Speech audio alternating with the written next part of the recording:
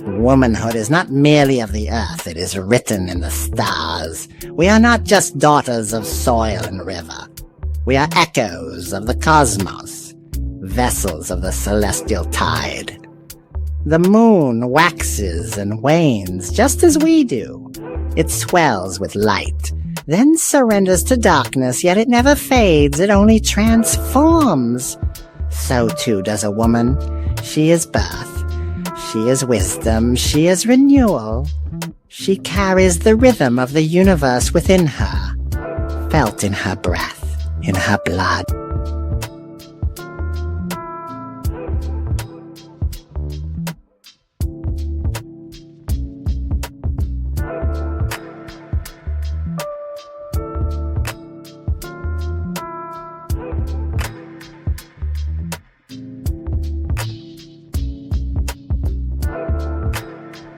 Welcome Hatshepsut, we are honored to have you.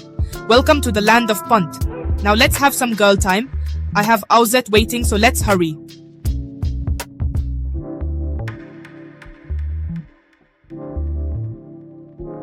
Auzet, tell us the story of how you put Auzar back together and birthed the divine son Heru. We are going to hear it from the queen herself. When the world was still young, my love Auzar ruled with wisdom, guiding the people in harmony with Ma'at. His hands shaped the land, his voice brought peace, and under his reign, the earth flourished. But jealousy is a serpent that slithers unseen, and Setek, driven by hunger for power, could not bear to see my beloved's light shine so brightly. Setek, in his treachery, deceived Auzar, luring him into a coffin of his own design, sealed and cast into the Nile. My husband was lost to the currents, his voice silenced, his body drifting beyond the reach of the living. But grief did not break me. No force in the heavens or on this earth could keep me from my beloved. I searched through the deserts, across the black waters, through lands forgotten by time. I followed whispers in the wind, visions in the stars. The earth itself mourned, and the river, in its sorrow, carried him to the lands of Byblos. With my own hands I brought him home, thinking our torment had ended. But Setek would not be satisfied, not with death, not with exile. He would not allow even the peace of rest.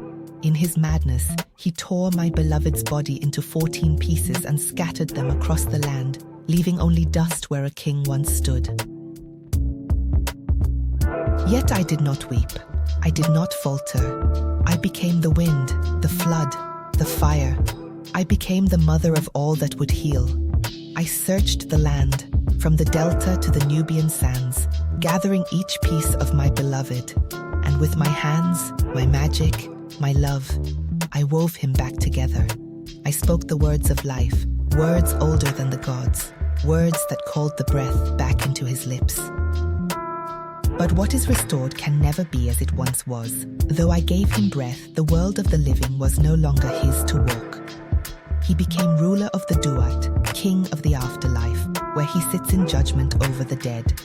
And before he left, he gave me one last gift, our son, Heru, the falcon, the avenger, the light that would reclaim what was lost.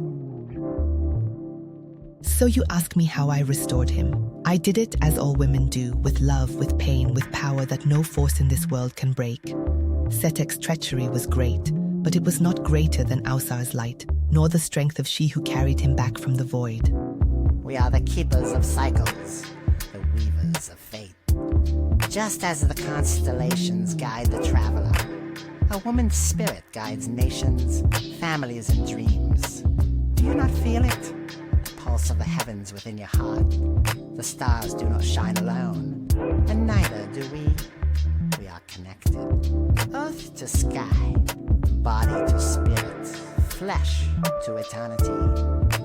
To embrace womanhood is to embrace the infinite, to walk in harmony with both the soil beneath and the stars above. Never forget, daughters of the universe, you are more than